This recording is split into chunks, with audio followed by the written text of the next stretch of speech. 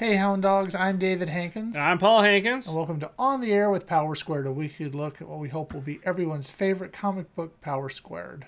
Actually, it should be behind the scenes look, but you get the gist. We are joined this week again by Rachel Wells, the artist of Power Squared. Rachel's Hi, everyone. was here last week, and she's like almost a co-host.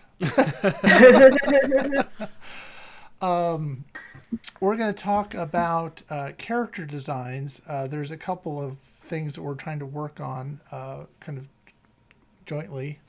One is we keep talking about the idea we think this would make a good show for a good Animated series. And you have to have a pitch packet to do that, and they're going to want to see what the characters look like. Yeah. And then we were also thinking about we could have what they call an ash can. Yeah. Sort of a giveaway when you sign up. Right now we're giving you issue number 1, but instead we might give you a kind of a who's who of Power Squared. Yes. So that offer won't last long. That's right. So sign up now. Or enroll now, as I like to say, since you're signed up for SRCC. Yeah. I also tried to use the Go Hound Dogs, the hashtag Go Hound Dogs. Yeah. And there's other people using that. I went ahead and used it anyway. I hope it doesn't mean something tied in with some right wing group or something. Oh no! I don't know. It was just weird that it was being used. So I was like, oh. It'd be for the better. People will it'll get eyes on the cause. It was So as we say, the Go Hound Dogs. I figured it might as well. Why not? Yeah. So Yeah. you are going to be doing some character designs for us for characters that you did not create, because we have the ones that you created. We're going to use those, but these are 4 ones that were designed or not designed necessarily by the previous artist, right? Yeah. So I did come in. I started working on the comic on issue 6, and by then there was quite a cast of characters. I guess as we were just discussing earlier, they didn't come with like character sheets like I make for the characters that I design for the story. So it's just kind of like kind of using the old comic art as reference. Mm-hmm. But I figure these character sheets would be good if you guys want to set up a pitch packet. If by chance you ever wanted to pitch to other comic publishers, that would probably be something they're looking for. Right. And it might be good. I was always thinking, like, not that I plan on leaving anytime soon, but like if there were ever another artist that would pick up the helm from me, like it would probably be useful to have character sheets, to look off of. You're not leaving anytime soon, right? But, Okay, don't. Oh, absolutely not. I just think like, sometimes I see that color packet that one of your old colorists made for future colorists. Yeah. And I guess I look at that and I'm just thinking like, should I have something like that? That was actually the first colorist, who's the second colorist, I should say. Right. She put that together knowing that she was leaving for the next person, and then so we just had them each keep adding to it as they do new characters and new coloring. That's nice. Yeah, so that was we were. I guess we didn't have that issue with the characters because you kind of redesigned them as you went. A little bit, yeah. I guess character sheets are also very useful for helping keep the characters consistent looking. Because, definitely as I've moved through, issue 6, 7, 8, 9, so on and so forth, they kind of change ever so slightly. Not that necessarily mean to. I guess it's sort of like it depends on. Hi, Susie. It kind of depends on how what my skill at that point is in terms of just general drawing, but I guess I always tend to improve the characters as as I improve. Like I figure like if I can make this look better, then why the hell not? Right. So you started off doing 4 characters for us, which I think are kind of the main characters, mostly the main characters of the story. Marty, Eli, Dr. Atlas, I want to say Instructor Atlas, Dr. Atlas, and Mocha, who's yeah. So do we want to talk about those in particular? I mean, is there one character that you enjoyed designing over another?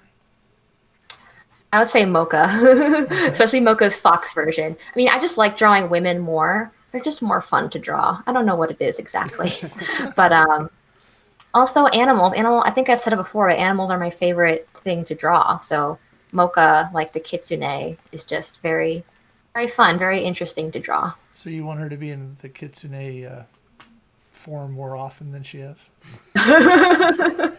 The furry in me says yes. Well, sorry, we're not really actually doing that. We did. Well, you had a couple of issues where she was, she was that. She's basically a fox the whole time. Yeah. So that should have been like. Yeah, that was definitely a lot of fun. But yeah, Mocha's definitely, she's an interesting character when she's a human. Yeah. So, should we look at one of them? All right. Let's see. If I have done this correctly, then no one will see that screen. Okay, there we go. This is exciting. If you're listening to this on the podcast, we're looking at character designs. Great visual. Yeah. So Mocha? Yeah. Let's start with her. So, why not? Yeah. I wasn't sure how far I wanted to go with these character designs, because normally with the characters that I make from scratch, like Professor Theorem or Quincy, I'll make all these little notes like, oh, her face is longer, or like she's this height just about, or she likes this fashion sense. But for these characters, it's just like, how much should I outline really? As much as you feel like you want to. I mean, So you say you like, can we zoom in on Mocha? I know that's exciting, again, for radio. What about Mocha do you like? And I know that some of the idea for a character design is that you want to have a little bit of the personality of the character come through, right? Yeah. I like her sort of steely look. I like that her face is just a little bit different from the rest of them. Like she sort of has like a rounder nose. Generally like a rounder, more stout face. I like her suit because her suit is like nice and standard. It's easy to draw. She's one of those characters where that she wears the same thing all the time. Like Marty and Eli don't wear the same thing, but Mocha's nice and easy. She just wears the same ass thing. Well, actually, in some I'll say future issues, she may actually be dressed a little differently. Ooh. Because, she's trying to fit Exciting. in. Yeah. But that's, don't want to give too much away because, but we're talking. The main challenge with Mocha is the heels. I always have trouble with high heels, but I guess it's good practice. Yeah, I was kind of. It's interesting that she and I know we're responsible for it, but it's interesting that she wears a suit. Yeah. What? I guess she thinks like, what are human clothes? Yeah. So is there anything that you think that the problem I think we had with the original, I'll say, artist and Mocha was that she seemed to change drastically from depiction to depiction, and you've sort of standardized her look. So is there is there something that you think you really mastered about her that wasn't really being dealt with before? You know what I mean? Let me think. I think in general, a big issue about like the last art style was that a lot of the facial expressions weren't very readable. Like you could tell a character's supposed to feel something because of like, what they're saying or the context, but it wasn't, you couldn't really feel it on their face, and I feel like expressiveness is very important in comics because, it's character driven, it's driven by their emotions. Right. So I worked really hard to make sure that not just Mocha, but all the characters, but I feel like Mocha especially had that issue. It might have just been because it was a woman's face. But and like for some reason, women are just really hard to draw for a lot of comic artists. But yeah. Well, usually, a lot of the comic when they draw women, they're heavy. I'll say large-breasted or whatever. Right. And we don't. I've looked at. There's a lot of issues with women in comics. I could go on and on, but maybe getting off topic. I'll leave it at that. Like, yeah. No, but I think she looks. She looks kind of tough but approachable, Yeah. which is kind of how she is. Yeah. Uh, Steely. okay, Steely. So I guess another one to look at would be Dr. Atlas. Yeah. Dr. Atlas. Dr. Atlas was funny because for a long time during my tenure at Power Squared, I didn't get to draw him because he just didn't appear. And then when I finally got to draw him, I was like, yes! Well, he's he kind of got into the background there for several issues, kind of pulling the strings from behind the scenes more. Yeah, than, while we explored some of his Yeah. followers. Yeah. So what do you? But he definitely has like a very he's a very oblong sort of I don't know about oblong, but like his face is definitely very distinct from other characters. Like he has those cheekbones, he has like the sort of whatever you call these things right under your bottom lip, Yeah. like your snake bites. He has weird bangs. He has weird glasses, just like weird everything. So he's very interesting to draw. Excuse me, just a moment. I got cat hair in my eyes. Oh no. Susie. It was a great idea bringing the cat up here. But I just like, what else can I say about Dr. Atlas? I tried to give him like a very imposing stature here. Very like, I'm the villain here. Yes, and he. Although is... when I go and do inks for him, I might make his shoulders a little bit broader, something like that. Yeah, I can see that. So I guess we could talk a little bit about the main characters of the story, Marty and Eli. I'm wearing my Marty and Eli. Team Marty t-shirt, so I'll start with him. I know that we gave you some feedback on some of these characters. Yeah, like switch up their shirts. I've been working on that, I swear. Okay, I'll send progress tomorrow. It's fine. But yeah, that seems like more of an Eli shirt to us, but maybe that's because we're going on who the characters are based on. Yeah. I might have drawn Eli before with that cat face. I don't remember exactly. But so what are you trying to capture? I might have like low-key complained earlier about like having to draw different outfits for them, but I do enjoy thinking up different outfits for them from issue to issue. Yeah, I like the idea though that they're not when they use their powers, they don't change. They don't suddenly have a cape and some outfit. Right. I like the idea that they're just this is just who they are, and they just they always have these powers, and they're just using them. They're not turning into Yeah, because the costume just sounds impractical. You have to like go somewhere to change. Yeah, and capes, I thought those are silly. They get caught in things, and it's just so I like the idea. True. Anyone who's seen The Incredibles knows. So I mean, I like the idea that there's no change of they don't put the rings together and become something else, or whatever. So. And they don't have any. Like, they're very down to earth. Yeah, they're just your average, walk around the town superhero. Yeah. They're down to earth, and I like that. So what are you trying to what part of his character were you trying to bring out in the character design?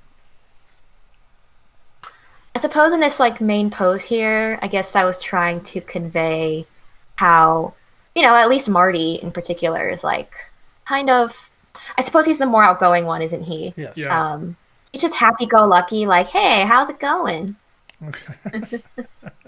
Yeah, like isn't necessarily afraid of the spotlight, isn't afraid of attention. He's cool and he knows it, but not like necessarily, what do you call it, full of himself. Right. At least not yet. We want him to always stay down to earth. Yeah. Okay, so besides the shirt, that was kind of our, yeah, just change the shirt out. Yeah. So, Yeah, I do like. I think I said it before, but my favorite brother to draw is Marty, just because of the longer hair. I like to draw long hair. well, let's talk a little bit about Eli, the the actual older brother of the two. Oh yeah, He's actually a little more, and I think, Eli. yeah, we were Sorry. we were thinking that he was a little too outgoing. Sorry, we're on such a delay. Yeah, we thought maybe he was Yeah, a little too outgoing in their characterization. He's a Yeah, little, I can definitely see that now. I wanted to convey the same thing that was like, hey, I'm happy, I'm friendly, but not too friendly. and we But went this. basically, like, Go ahead. sorry. What was it? I know like they're kind of Marty and Eli are more or less similar in their characters, their personality, but like I know like they're distinct enough that where was I going with this? They're distinct but also very similar, which Right. can definitely help in drawing them, not just like in these character sheets, but throughout the comic, like their mannerisms and how they carry themselves. So do you draw the same basic body and just change things, or you know? I think I've said it before, but if I'm drawing a shot with the two of them in it and they're posed more or less the same, I'll copy and paste. I'm not afraid of copying and pasting. It just makes things so much easier. Obviously, I don't do that for all of them, but I believe for this, for these character sheets, I might have copy pasted the heads and just sort of like change the hair. Oh yeah, so twins you can get away with that more. It's true. It helps keep things consistent. Well, that's the beauty of them being identical twins. Yes. Yeah. It's just lucky that the people they're based on are identical twins. That worked Yeah. out pretty well. But enough different. So we Yeah. want them to look the same but be different is the Yeah, distinct. right. Okay. We should talk about Mocha and her Kitsune for right. Yeah. yeah. This was fun, but at the same time, it felt kind of because, like, for the other three character designs, they're all humans, right? Yeah. So they each get like a little turnaround with the head chart. But for this animal, I'm like, what do I do with you? I like the paw. That was pretty good. Yeah, I figured, at least for the sake of color reference, I should show what color the paw pads are. Right. And I know Trevor is our sort of our resident animal expert, so we had some little things he thought could be altered. But Oh yeah, I like to think I'm good at drawing animals, but well, I think he likes drawing them a lot, doesn't he? Yeah. Yeah. I mean, you guys go to the zoo so you can see and take photographs and stuff. oh, that's Yeah. fun. Yeah. When you can go to the zoo, of course. That's fun. It's closed at the moment. Yeah. Ugh. So, all right. So, Honestly, so much of my skill in drawing animals comes from drawing from photos. so were you trying to get across her personality in this one? Or I'm just kidding. That A she's little bit. I figured she was a fox. right. She obviously has the 8 tails there. I'm not sure if I ever knew that before issue 15 that she only has 8 tails, because I was always thinking that she had 9 tails. Well, I think Nine Tails. And then Nine Tails is supposedly a sort of a certain milestone for them, right? Yeah. So she's not quite there yet. right, yeah, the more powerful you are, the more tails you have. Yeah.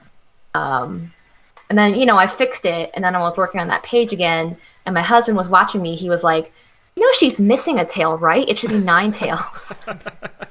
No doubt. And I was like, Lore. Lore. I do like that though. I like that she has 8. I like that it's a little bit different, you know? Yeah. Well, maybe if this goes on long enough, she'll get the 9th tail, but right now she only has 8. Ooh. I'm rooting for you, girl. You get that tail. Yeah, we're hoping that she'll earn it, I guess. Yes. Maybe we get to the some issue number she'll have, get it or something. We haven't gotten that far yet. So these are the first set, and then there'll be other characters again that you've didn't create. What are the next ones you want to tackle? There's a bunch of them. I think of the list you sent me, I was kind of just going down. Okay. That's fair enough. I'll have to go back and look at it, but it might be the friends, Kirby and Steve and Dawn. I'm gonna stop. Like I think they're all gonna get one. Yeah. Go back to the thing. And then I guess we have Uncle Brian and right, Uncle Jennifer. Brian. Yeah. So you've Jennifer will be fun to draw. I like drawing Jennifer.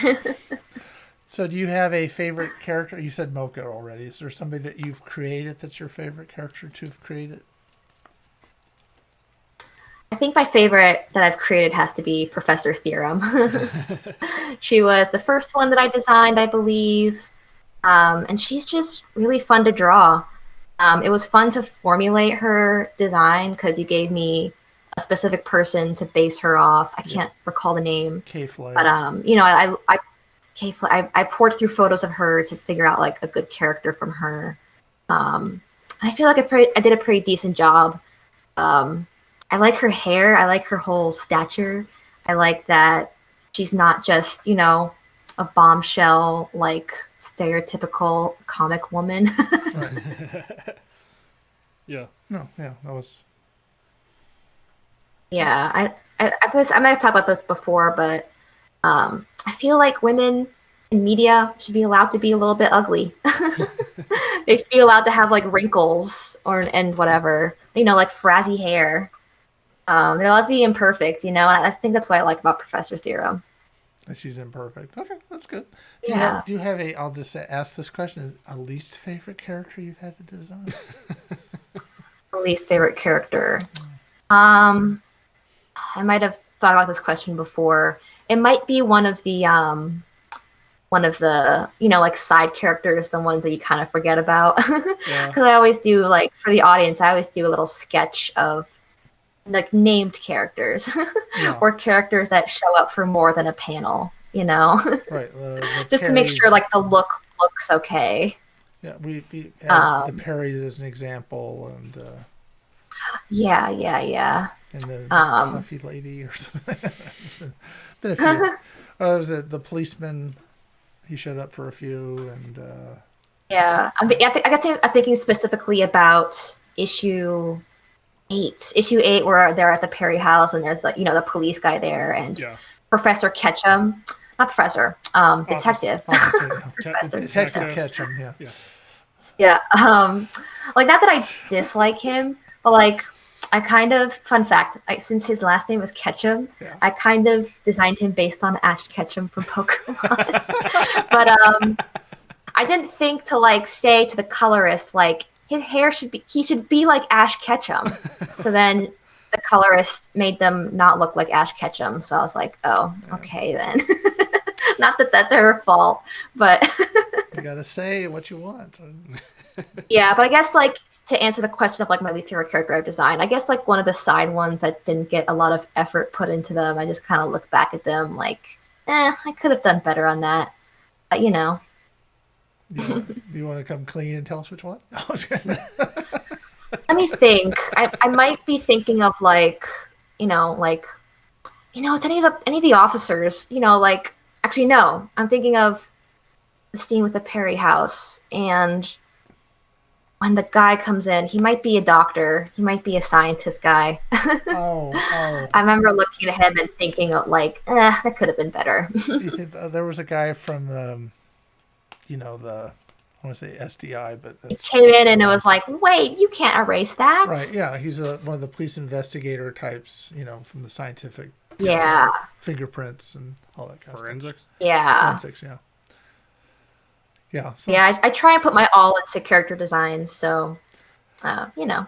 so for somebody that is watching this, hoping to learn how to do a character design, how did you learn to do them? I assume that was at school or before or what?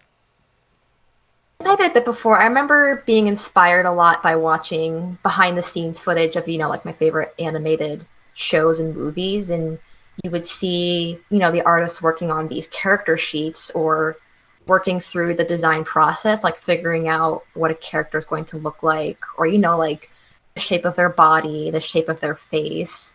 If I don't go this in depth for Power Squared character designs because like the shape language just isn't like, it's not like a Pixar movie. It's not like characters are all different shapes, Right. like that. But if I were to go really in depth, I would make like little color, what do you call them? I would make little vignettes of like the character shapes, and I would just go through that process. I wish I could bring up images to show what I'm talking about, but I can go really in depth, especially if it's a paid project. But Well, we're paying you for these. what was it? Don't skip. I was definitely in like. It's true. I guess what I'm trying to say is, when you think of a Pixar character, it's very exaggerated. That's the word I was looking for. Yeah. But for a Power Squared character design, it's not so exaggerated. So I'm not going to go crazy with the shapes, But I mean, you started drawing on your own, apparent, right? And you were taking, I'm going to guess, characters that you saw and recreating them, or you just always made them from scratch? Yeah. So, like everyone starts out drawing other people's characters, because they like them. Yeah. So that's what I did starting out. I would draw my favorite characters from my favorite TV shows or movies or what have you. And then as I grew up and I figured out, like, I like to do this for a living, I figure out exactly how it works to create a character. I might look at the process of other designers and artists, especially looking through, the art of XYZ book and seeing, they might show you the sketches that they do to work through this character design, and just thinking about, how they work through that and how I can apply that to my own work. And yeah, then eventually you get to art school and they teach you like how to really do that as a professional. And yeah. So what did they sum up your education in 2 or 3 words? No, what did they teach you to, I mean, I assume they taught you how many heads a character is tall and that kind of stuff. I mean. Oh yeah. I remember we specifically started learning that kind of stuff in a class called Drawing for Sequential Art, which it might sound very broad, but it was more about, like how to draw a person, how to draw an object, how to use perspective to draw these things. And that class when I took that class, it was taught by this big Marvel guy. Not big, Tom Lyle. He was known as the Marvel guy in school. He had a very specific way of drawing, like he used to work on Spider-Man. So, like a character was exactly, like 8 or 10 or whatever heads tall it was. Right. So, the kind of rules that I don't really think about anymore. Even though they're like, yeah, or like, they were central to my development. But once you learn the rules, you're allowed to break them if you want to or need to, I always think that was an interesting distinction, that if you don't know the rules, you have to learn them, but because you're breaking them. But once you learn them, it's okay. You can break them. Yeah. No. It's true. That's true with anything. Music or writing, anything. Yeah. You have to know the rules. It's still very central. Yeah. Like sorry, it's still very central to my like development as an artist. I was gonna say, it reminded me in Hirohiko Araki's book, Manga in Theory and Practice, he talked about how it's good for like a face to learn the proper proportions first, so then even when you're exaggerating some of them, like bigger eyes for instance, it still looks like a face. Like it still looks like you know Exactly. Like, yeah. yeah. Because when you learn the proportions of a head or a face and then you go to exaggerate them, you at least like look like you know what you're doing. Yeah. Because if you don't know the proportions of a head and you go to draw a head, then it's going to look far more amateurish. So even if it's a pain in the ass to learn that stuff, you got to do it. But yeah, eventually there's a character design class that you take where you really learn how to, apply the things you learned in drawing for sequential art when it comes to drawing, a person or an animal or what have you, and apply it to, making characters. So actually, on the character design sheet that you're doing for us, you have the character, and then you have sort of a, I want to say, sort of showing them turning different poses. Turn around. There you go. And then you do something usually with the eyes or some paraphernalia like glasses that they wear. Is that the standard for what a character design sheet should have, or? I don't know if there's necessarily a standard way of making a character sheet, whether it's for comics or animation, which might be good or bad depending on who you ask. But I guess when I'm making up these character sheets for Power Squared characters, I'm thinking about, I might make like a glamour shot on the side to show what the character's all about. And then the turnaround is mainly to show, like, mainly the technical parts of the character, like the proportions, like how tall they are, what they look like from the back, the front, the side, little stuff like that. And then I'll show close-ups of specific stuff that you ought to know, but might not be immediately visible in like the glamour shot or the turnarounds, like the eyes, for example. Like it might be hard, for example, for the colorist to get the eye color from, the glamour shot. So like I figure if I show that close up of the eye, then it's easier to get the colors. It's easier to, in addition for like any other artist to like, get the shape of the eye or what it looks like exactly. And then I know for Marty and Eli, I showed their glasses by themselves because I figured, that's also important to know how to draw. Right. Well, and I know that coloring is really important for distinction of the two characters. Yeah, for sure. Marty's blue and Eli's red. And I know for certain other character designs, especially I'm thinking of Quincy's character design from issue 10 to issues 10 onward.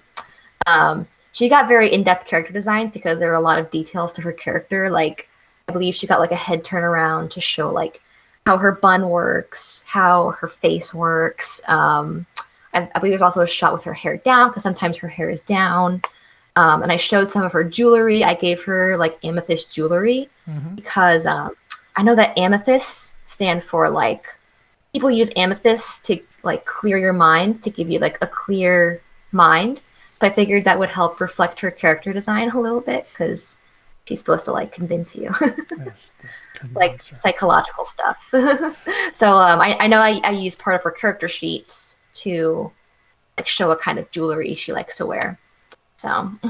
Right. So every character, I mean, I was just asking mostly in case somebody wants to know how to, to do one. Oh yeah, I feel like if you want to make a character sheet of your own, like, I mean, again, it's not really standardized in terms of procedure or what you should show. Like, I figure the most important parts of the character, like if you were handing off this project to someone else, for example, like what would you want to make sure they know or that they can do, Now you came in without that. Was that helpful, or was that, hey, where are these, or, how did that, what I mean? You started drawing without a character sheet.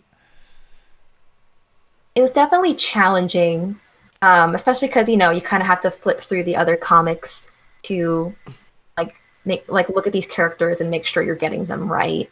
But at the same time, it does kind of afford a little bit of freedom to draw the characters in the way that I feel like fits like this world and my style the best. So I suppose there are ups and downs, I mean, we like what you're doing with them. That's right. Yeah. Yeah. So Hey, I'm glad. You did okay. Well, it was, you were capturing more, I think, the sort of anime Western blend that we were going for that we didn't get Yeah. the first go around, the first 5 issues.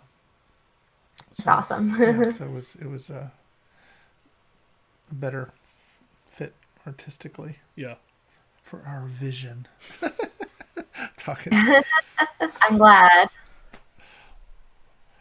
All right. Any advice you want to give to a new artist trying to do a character design?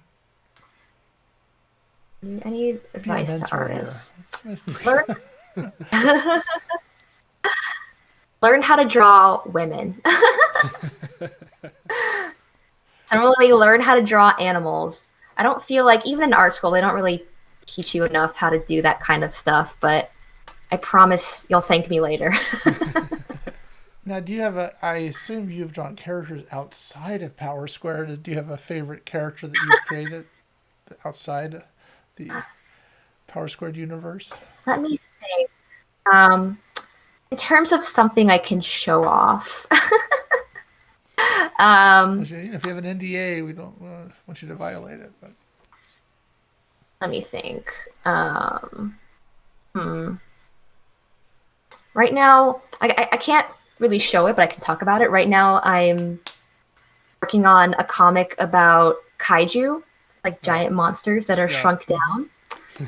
It's a very like cartoony style, like almost like not quite retro Cartoon Network, but it's kind of along those lines. And like there's a sort of Godzilla sort of character, and there was a Rodan sort of character, but she was scrapped in the end, which was very sad because she was my favorite.